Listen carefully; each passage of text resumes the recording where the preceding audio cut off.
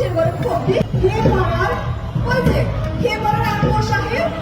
হ্যাঁ বাড়ির কাম করতাম ম্যাডাম যখন বাসায় থাকে না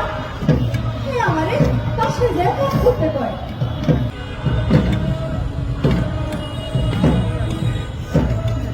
ম্যাডামরে সব কইছিল ম্যাডাম কয় হ্যাঁ জামাই নাকি ভালো মানুষ খুব ভালো মানুষ আর আমি তো কাম করি আমার চরিত্র নাকি খারাপ আমার কয় আমি তেল চুরি করি সাবান চুরি করি কিন্তু তো দিল না দেখেন আমার হাত দেখেন আমার পা দেখেন